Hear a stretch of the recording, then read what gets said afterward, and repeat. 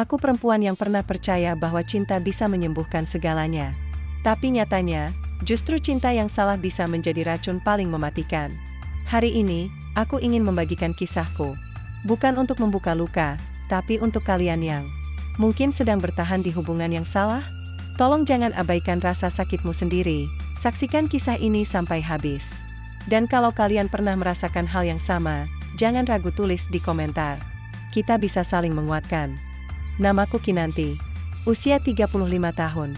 Lahir dan besar di kota kecil di Jawa Barat, tapi sekarang tinggal di Jakarta. Sejak muda, aku sudah terbiasa mandiri. Aku bekerja keras membangun butik busana muslim. Dari nol, dari yang hanya lapak kecil online, sampai sekarang punya 2 cabang butik fisik di pusat perbelanjaan ternama. Dulu, aku pikir hidupku akan sempurna saat aku menemukan laki-laki yang bisa mencintaiku tanpa syarat. Yang bisa membuatku meletakkan semua beban dari pundakku, dan pulang dengan perasaan utuh. Seseorang yang akan menjadi rumah saat dunia sedang kejam, dan orang itu? Kupikir adalah Radit. Aku mengenalnya dari pertemanan kantor lama. Dia bukan pria ambisius. Tapi sikapnya tenang, sederhana, dan selalu tahu cara membuatku tertawa. Waktu itu aku merasa, mungkin memang ini yang aku butuhkan. Aku sudah cukup lelah. Menjadi wanita kuat, aku hanya ingin dicintai dan dihargai, tanpa harus selalu berpura-pura tangguh. Kami menikah secara sederhana di usia aku 30 tahun. Semua orang bilang kami pasangan yang serasi. Radit tipe pria rumahan, sementara aku sibuk mengurus bisnis. Pas, saling melengkapi, begitu kata orang-orang. Tapi sayangnya, yang kelihatan dari luar seringkali cuma ilusi. 3 bulan setelah menikah, Radit bilang dia mau resign dari kantornya. Katanya, dia mau mencoba usaha sendiri. Awalnya aku dukung. Aku pikir, mungkin dia hanya butuh waktu untuk menemukan passionnya. Tapi bulan demi bulan berlalu, Radit tak kunjung melakukan apa-apa. Setiap hari hanya tidur, main game, nonton TV, sesekali keluar dengan teman-temannya, dan paling banter, bantuin aku packing barang pesanan dari butik. Tapi itu pun jarang. Bahkan saat aku pulang larut malam dari supplier atau mengecek produksi, dia sering tidak peduli. Tidak ada teh hangat, tidak ada pelukan, bahkan seringkali dia tidak ada di rumah. Awalnya aku diam. Aku masih percaya, mungkin dia hanya sedang mencari jati dirinya. Tapi saat tahun kedua pernikahan kami berjalan, aku mulai merasa sendirian. Aku yang menanggung semua. Uang belanja, cicilan rumah, bahkan pulsa dan rokoknya. Tapi bodohnya, aku masih bertahan. Karena setiap kali aku ingin mengeluh, Radit punya cara untuk membuatku ragu pada perasaanku sendiri. Sayang, kamu tuh terlalu serius. Hidup jangan dibawa stres terus. Aku ada buat kamu, kok, katanya sambil mengelus rambutku. Padahal, dia hanya ada secara fisik. Hatinya entah di mana, sampai suatu hari, dia memperkenalkan seorang wanita padaku. Namanya Lydia, aku kasihan sama dia, Nit. Dia teman SMA aku. Sekarang hidupnya susah banget, dia sakit kanker, sendirian di Jakarta. Nggak ada siapa-siapa. Aku pengen bantu dia. Kalau kamu izinkan, aku pengen nikahin dia secara siri. Biar aku bisa jagain dia tanpa fitnah. Aku terdiam. Dunia seperti berputar lambat. Kukira itu hanya guyonan. Tapi saat kulihat matanya, aku tahu dia serius. Bodohnya, aku sempat mengizinkan. Bukan karena aku setuju, tapi karena aku takut kehilangan. Aku takut rumah tangga kami hancur. Aku takut, mungkin kalau aku menolak, Radit akan pergi. Dan aku lebih takut sendiri daripada di madu. Jadi, aku mencoba menerima. Lydia datang ke rumah kami setiap minggu. Aku menyiapkan kamar khusus untuknya, karena dia bilang sedang menjalani terapi herbal dan butuh tempat tenang. Dia terlihat lemah, kurus, dan selalu memakai penutup kepala. Aku tidak pernah benar-benar percaya sepenuhnya, tapi aku mencoba. Ikhlas, beberapa bulan berjalan. Tapi yang aneh, aku tak pernah melihat obat-obatan medis di kamarnya. Tidak ada aroma khas rumah sakit. Tidak ada jadwal rutin ke dokter. Hanya teh herbal, beberapa botol minyak, dan doa-doa panjang yang ia lantunkan. Dengan suara dibuat lirih, aku mulai curiga. Tapi Radit selalu membela Lydia. Bahkan ia mulai sering membandingkanku dengan wanita itu. Kamu tuh terlalu keras, Nit. Lydia aja, walaupun sakit, dia masih bisa bikin aku tenang. Kamu? Kerja terus. Pulang udah kayak mayat hidup. Nggak pernah ada waktu buat aku. Ya Tuhan, aku yang selama ini membiayai semua, dipelintir seolah aku istri yang lalai. dan malam-malamku makin sering diisi tangis dalam diam. Aku tidur sambil menggigit bantal, agar tangisanku tak terdengar. Aku merasa, aku sedang kehilangan diriku sendiri. Aku bukan lagi Kananta yang kuat. Aku hanya bayangan dari perempuan yang pernah percaya pada cinta. Suatu malam, saat aku pulang dari kunjungan butik baru di Depok, aku melihat Radit dan Lydia duduk di sofa, tertawa keras. Tidak seperti orang yang sedang sakit. Tidak seperti pasangan yang merasa bersalah, tawa itu menusukku seperti belati, dan malam itu, untuk pertama kalinya, aku berani membuka pintu kamar Lydia diam-diam. Apa yang kutemukan akan mengubah hidupku selamanya. Saat tanganku menyentuh gagang pintu kamar Lydia malam itu, jantungku berdetak begitu kencang. Aku tahu aku melanggar privasi seseorang. Tapi sejak kapan dia menjadi seseorang yang pantas aku jaga privasinya? Kalau dia bahkan tak menjaga harga diriku sebagai istri sah, dengan tangan gemetar, aku dorong pelan pintu kamar itu. Tidak dikunci. Lampu temaram, aroma wewangian melati menyengat, dan di atas meja riasnya, terbentang rapi koleksi make up, parfum, bahkan wig yang biasa ia kenakan saat berpura-pura sakit. Ya, berpura-pura. Aku mendekat, dan hatiku seperti diremas saat melihat ada satu surat hasil laboratorium yang tergeletak. Bukan surat pemeriksaan kanker seperti yang selalu dia ucapkan ke Radit, melainkan hasil cek kehamilan. Positif. Tanggalnya baru 2 minggu lalu, ku pelajari lagi. Di laci lemari kecil, aku temukan tumpukan nota belanja. Gaun tidur mewah, lingerie, dan alat-alat kecantikan yang selama ini entah dari mana datangnya. Semuanya dibeli pakai kartu kredit butik yang sering kupinjamkan ke Radit, untuk kebutuhan rumah. Air mataku jatuh satu-satu. Hancur, luluh, aku merasa seperti seorang tamu dalam rumah tanggaku sendiri. Bahkan dalam kamarku, yang kusebut rumah, ada wanita lain yang menari di atas harga diriku. Dengan kebohongan yang dibungkus rasa kasihan, malam itu aku duduk di lantai kamar Lydia, sendirian, berjam-jam. Suara tawa dari ruang tamu masih terdengar. Summer. Tapi aku sudah tak kuat. Aku ingin teriak. Ingin membanting sesuatu. Tapi tubuhku lemas. Tidak mampu lagi melawan. Keesokan paginya, aku tidak langsung bicara pada Radit. Aku ingin tahu, seberapa dalam lubang kebohongan ini digali oleh mereka. Aku mulai menyusun strategi diam-diam. Kupasang CCTV kecil di sudut-sudut rumah. Aku pinjamkan dompetku ke Radit seperti biasa. Tapi kali ini, aku catat semua nomor serinya. Dan benar saja, kartu debitku digunakan untuk mentransfer uang ke rekening atas nama Lydia Mariani. Puluhan juta dalam 2 bulan terakhir, aku mengumpulkan bukti. Satu persatu, aku menjadi detektif dalam rumahku sendiri, sampai akhirnya, hari itu datang. 3 minggu kemudian, aku sengaja pulang lebih awal. Dan seperti yang kuduga, suara tawa dari kamar tengah terdengar begitu lepas. Kali ini, aku tidak diam, aku buka pintu kamar Lydia dengan penuh amarah. Dan pemandangan yang kulihat membuat dadaku nyaris meledak. Mereka berdua, Radit dan Lydia, sedang tertawa di atas kasur, dengan bungkusan kado-kado kecil, seperti pasangan yang sedang menyiapkan sesuatu. Di tangan Radit ada pakaian bayi, dan Lydia sedang memegang hasil USG. Aku berdiri di ambang pintu, sunyi. Hening sejenak. Selamat ya, suaraku bergetar. Akhirnya kalian dapat apa yang kalian mau. Enak, harta, dan rumah ini. Lydia langsung menjauh. Radit berdiri kaku.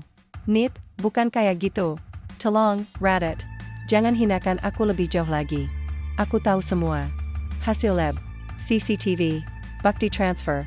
Bahkan bukti kamu nginep di hotel bareng dia waktu kamu bilang mau reuni SMA, dia tertunduk.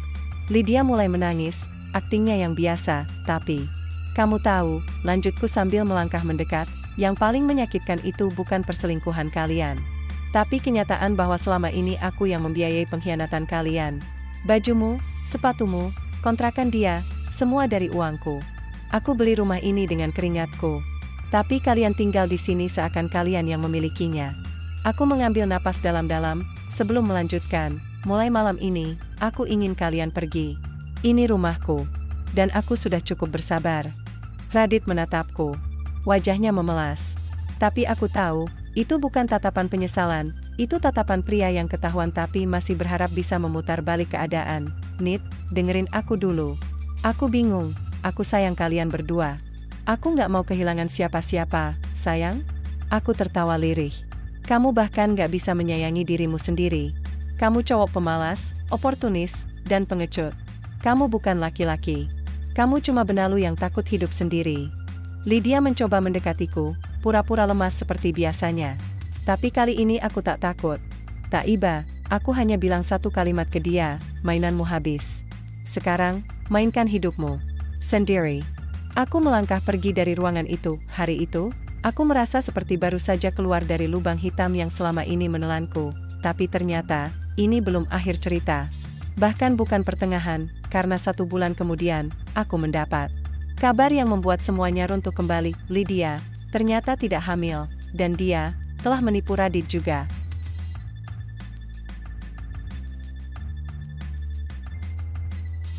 Kadang aku bertanya-tanya dalam hati, kenapa ya, orang yang paling kita percaya, justru yang paling tega menyakiti kita? Waktu Radit akhirnya pergi dari rumah, membawa koper dan egonya yang tak pernah berkurang sedikit pun, aku merasa lega. Tapi juga hampa. Seperti rumah ini kehilangan suara, tapi bukan suara yang kurindukan.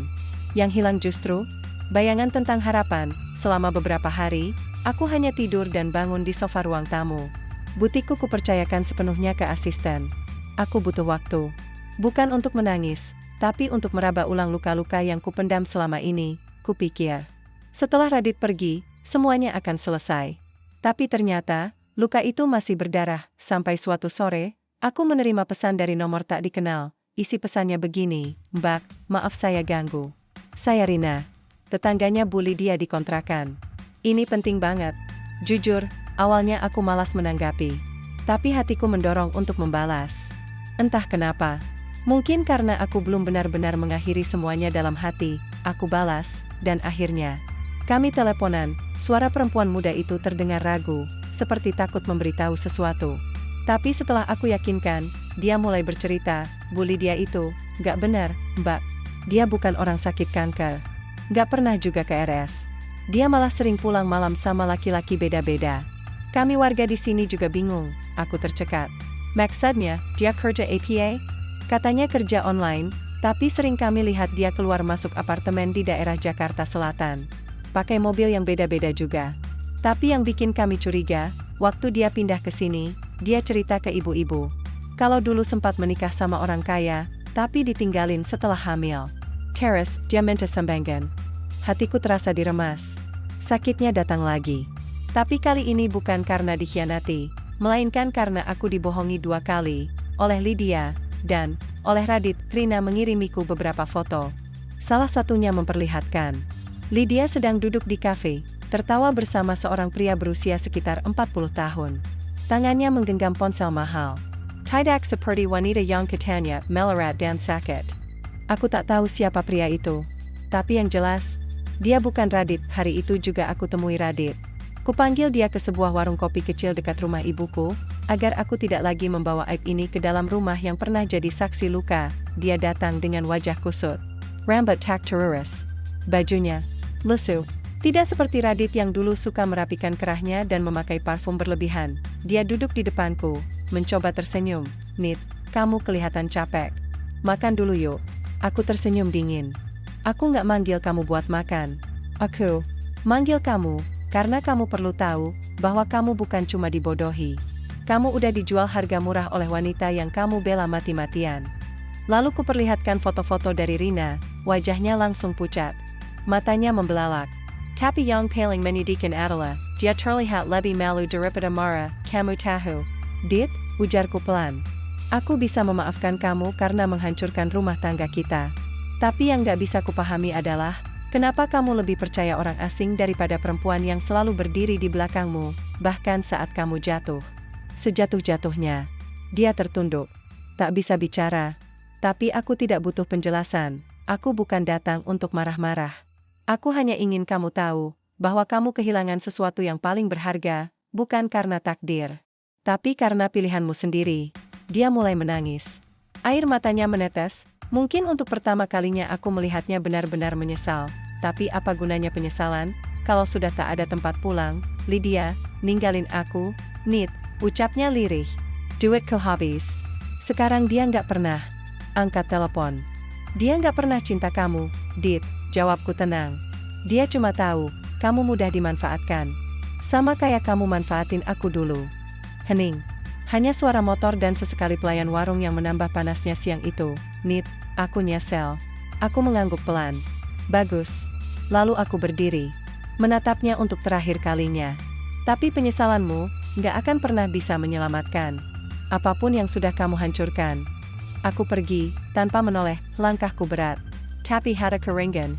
Untuk pertama kalinya dalam bertahun-tahun, aku merasa bebas, tapi Tuhan belum selesai menguji hati yang luka. 3 bulan kemudian, aku menemukan sesuatu yang tak pernah kuduga. Sesuatu dari masa lalu Radit. Sesuatu yang bukan tentang Lydia, tapi tentangku, sebuah surat. Tersembunyi di bawah tumpukan berkas lama. Dan di sanalah, semua teka-teki yang kusangka sudah selesai. Justru mulai membuka lembaran baru. Kupikir semua sudah selesai. Kupikir setelah Lydia pergi, Radit tertipu, dan aku berdiri kembali di atas kakiku sendiri, maka ceritaku dengan mereka sudah tamat. Tapi ternyata, Tuhan menyimpan satu bab terakhir. Dan bab ini, bukan tentang mereka. Tapi tentang aku. Hari itu aku sedang merapikan rak buku tua di ruang kerja kecil di butikku. Di antara tumpukan berkas lama yang sebagian sudah mulai menguning, aku menemukan sebuah map kecil berisi dokumen dan surat-surat pribadi. Sebagian besar adalah surat kontrak lama, nota belanja, dan sketsa desain baju pertamaku dulu. Tapi ada satu amplop putih yang diselipkan paling dalam, tertulis tangan nama panggilan kecilku, Tian. Itu nama panggilanku semasa SMA. Hanya satu orang yang pernah memanggilku dengan nama itu, Radit. Tanganku mulai bergetar. Aku membuka amplop itu perlahan. Isinya adalah sebuah surat yang ditulis tangan, dengan tinta yang sudah sedikit pudar. Tapi aku masih bisa membacanya jelas. Untuk Tian, kalau kamu membaca ini, artinya kamu sudah menemukan apa yang selama ini aku sembunyikan. Maaf, aku pengecut. Aku nggak pernah berani ngomong langsung, karena aku tahu aku bukan laki-laki yang pantas buat kamu. Aku tahu kamu lebih hebat dariku dalam segala hal. Kamu mandiri, kuat, punya mimpi besar. Dan aku cuma cowok gagal yang terlalu takut hidup sendiri. Tian, aku pernah punya mimpi. Tapi waktu aku gagal berkali-kali, aku berhenti bermimpi. Aku berhenti berjuang. Dan saat kamu tetap bertahan di sampingku, aku malah menyalahkan kamu atas ketidakberdayaku sendiri. Kata kau Lydia datang dan menawarkan pelarian, aku 5. Aku jatuh, Tian. Bukan karena aku cinta dia, tapi karena dia buat aku merasa dibutuhkan. Sementara kamu membuatku merasa malu atas kelemahanku sendiri. Aku tahu, satu saat kamu pasti akan tahu semua. Dan ketika hari itu datang, aku cuma ingin kamu tahu, semua yang kamu capai itu, bukan karena aku, tapi justru meski bersamaku. Kamu luar biasa, Tian. Aku yang bodoh karena nggak bisa menghargai cahaya seindah kamu. Maaf, dan terima kasih karena pernah mencintaiku. Aku tak bisa menahan air mata dari semua luka yang Radit tinggalkan. Surat ini seperti menghantam tepat di titik terlemahku, bagian hati yang pernah mencintainya tanpa syarat. Ya, dia pengecut. Dia pengkhianat. Tapi aku juga pernah jadi seseorang yang menekan, menuntut, bahkan tanpa sadar merendahkannya dengan keberhasilanku sendiri. Aku tidak membenarkan semua yang dia lakukan. Tidak akan pernah. Tapi untuk pertama kalinya, aku bisa melihat luka di balik pengkhianatan. Ada rapuh yang tersembunyi di balik ego laki-laki bernama Radit. Hari-hari setelah itu, aku mulai menata ulang hidup. Tidak hanya dengan menyibukkan diri di butik, tapi juga dengan menata hatiku. Memaafkan bukan berarti melupakan. Tapi aku sadar, kebencian hanya memperpanjang tali antara aku dan masa lalu. Suatu malam, saat gerimis turun perlahan, aku duduk di balkon. Segelas teh hangat di tangan, dan pikiranku melayang jauh. Tiba-tiba handphoneku berdering. Nomor tak dikenal, awalnya kupikir itu spam. Tapi setelah beberapa detik, aku angkat juga. Assalamualaikum, ini Mbak Kinanti, suara perempuan, parau, terdengar dari seberang sana. Ya, maaf, ini siapa? Saya tetangga kos Radit sekarang. Saya dapat nomor ini dari dompet lamanya. Saya cuma mau kasih tahu, Radit masuk rumah sakit. Dia kecelakaan tadi sore, dan kondisinya kritis. Aku terpaku. Suasana di sekelilingku mendadak senyap. Kecelakaan? Iya, Mbak. Katanya dia lagi kerja antarjemput makanan sekarang. Tapi waktu di jalan, dia ditabrak motor besar dari belakang. Aku tak bisa menjawab. Leherku seperti tercekat. Aku tahu, aku sudah bukan siapa-siapanya. Tapi suara itu, kabar itu, seperti menarikku kembali ke masa lalu. Malam itu juga aku Pergi ke rumah sakit. Aku tidak tahu kenapa. Mungkin karena hatiku masih memiliki satu ruang kecil bernama kasihan. Aku berdiri di depan pintu UGD, melihat tubuh Radit yang terbaring lemah. Wajahnya pucat, ada perban di kepalanya, dan selang infus di tangan kanan. Seorang pria yang dulu kuanggap pengkhianat, kini tampak seperti anak kecil yang ketakutan. Suster berkata dia masih belum sadarkan diri. Tapi dia sempat menyebut namaku, sebelum pingsan. Mbak Kinanti, ucap suster pelan. Dia sempat bilang, kalau semua kesalahannya dimulai sejak dia berhenti percaya bahwa dia bisa jadi lebih baik. Aku terduduk di kursi tunggu, dunia ini kadang kejam. Tapi lebih sering lagi, kita yang kejam pada diri sendiri. Radit bukan monster. Tapi dia juga bukan pahlawan. Dia hanya manusia yang kalah dalam pertarungan hidup. Dan sayangnya, aku sempat menjadi korban di jalannya. Tapi malam itu, saat hujan turun semakin deras di luar rumah sakit, aku sadar, memaafkan bukan tentang siapa yang salah atau benar, tapi tentang membebaskan diri dari ikatan rasa sakit yang tak kunjung sembuh. Dan mungkin, itulah satu-satunya cara untuk benar-benar sembuh. Aku berdiri di samping ranjang Radit, di ruang perawatan kelas 3, dengan suasana suram dan bau alkohol rumah sakit yang menyengat. Sudah 2 hari berlalu sejak kecelakaan itu. Dia belum sepenuhnya sadar, tapi kondisinya membaik. Dan selama 2 hari itu, aku melihat sisi dirinya yang tak pernah aku kenal sebelumnya. Ia kini hanya seorang lelaki biasa, tak punya siapa-siapa, tak punya kekuatan apapun, dan terbaring dengan tubuh lemah yang menggantung pada mesin dan doa. Tak ada Lydia di sana, tak ada satupun teman. Hanya aku, seorang mantan istri yang pernah ia khianati, tapi kini menjadi satu-satunya orang yang datang menengok. Dan anehnya, aku tidak merasa menang, aku tidak merasa puas. Justru yang aku rasakan adalah sebuah kekosongan, dan keheningan yang berbicara lebih keras daripada teriakan pengkhianatan. Malam ketiga, ia akhirnya membuka mata. Summer, lelah, tapi matanya langsung mencari sesuatu. Aku tahu, dia mencari aku duduk mendekat, menggenggam tangannya. Dinginnya masih menusuk. Radit, matanya mulai berkaca. Bukan karena luka di tubuhnya, tapi karena luka dalam dirinya sendiri. Maaf, itu satu-satunya kata yang keluar dari bibirnya. Maaf banget, Tian, dan aku menangis. Bukan karena kata itu, tapi karena aku tahu, butuh keberanian yang luar biasa untuk seorang seperti dia mengucapkannya. Udah, jawabku pelan. Aku udah maafin kamu, sejak aku tahu kamu cuma manusia biasa. Sama kayak aku. I am mengenggak Helen. Air matanya jatuh. Tapi untuk pertama kalinya, itu bukan air mata ego, tapi air mata penyesalan sejati. Aku menemaninya selama 4 hari. Menjaga dari jauh. Diam-diam. Hingga akhirnya ia boleh pulang, dan aku meninggalkan amplop berisi uang secukupnya, tanpa nama. Setelah itu, aku tidak pernah lagi mendengar kabarnya. Aku tidak tahu ia kemana. Tapi aku juga tidak mencari tahu, karena kisah kami memang harus berakhir di sana. Beberapa bulan kemudian, hidupku berubah total, butikku berkembang pesat. Aku mulai rutin berbicara di seminar wanita mandiri, membagikan kisahku sebagai bentuk pelajaran hidup. Aku tidak menyebut nama Radit atau siapapun, karena kisah ini bukan tentang aib, tapi tentang perjalanan seorang perempuan bangkit dari puing-puing cinta yang dihancurkan orang yang paling ia percaya. Aku bertemu banyak wanita yang bercerita kepadaku, dengan mata berkaca dan suara gemetar, tentang luka-luka mereka sendiri. Dan aku menyadari, aku tidak sendirian, bahwa terlalu banyak wanita di luar sana yang bertahan dalam hubungan yang merugikan, hanya karena takut dibilang gagal, takut dibilang durhaka, takut dianggap tidak setia, padahal, meninggalkan bukan selalu berarti menyerah. Tapi kadang itu satu-satunya jalan untuk bertahan. Kini, aku berdiri di atas panggung hidupku sendiri. Bukan sebagai korban, tapi sebagai penyintas. Cinta itu memang indah. Tapi cinta yang sehat akan menguatkanmu, bukan melemahkanmu. Akan membuatmu tumbuh, bukan menyusutkan dirimu demi menyenangkan seseorang yang bahkan tak tahu caranya mencintai. Dan aku belajar semuanya dari satu lelaki yang dulu sangat kucintai, dan kini hanya tinggal bayangan di masa lalu. Kalau kamu tanya, apakah aku masih mencintai Radit? Aku jawab, tidak. Tapi kalau kamu tanya, apakah aku membencinya? Aku juga akan bilang, tidak. Karena justru dari dia, aku belajar tentang diriku sendiri, tentang kekuatan seorang perempuan yang dipatahkan, tapi tidak tumbang, tentang luka yang tak perlu dibalas dengan dendam, dan tentang cara berdamai dengan masa lalu, Agar masa depan tidak terus menjadi bayangan kelam, pesanku untukmu yang sedang menonton ini, kalau kamu sedang berada di titik di mana kamu harus memilih antara bertahan atau pergi, antara memaafkan atau menghukum, maka dengarkan hatimu, jangan takut dianggap salah. Jangan takut dinilai orang.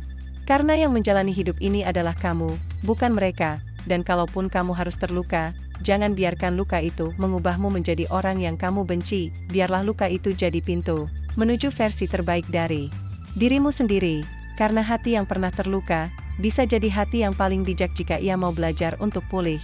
Terima kasih, Radit. Bukan karena cintamu, tapi karena pengkhianatanmu membuatku jadi perempuan yang jauh lebih kuat dari yang pernah aku bayangkan. Dan untuk kamu, yang sedang menonton cerita ini, jangan pernah takut kehilangan orang yang tidak takut kehilanganmu. Kamu lebih berharga dari yang kamu kira. Jika kamu pernah mengalami kisah seperti ini, tuliskan di kolom komentar. Ceritamu bisa menjadi cahaya untuk orang lain. Jangan lupa untuk like, share, dan subscribe channel ini. Karena setiap luka punya cerita. Dan setiap cerita bisa menjadi kekuatan untuk bangkit. Sampai jumpa di cerita berikutnya.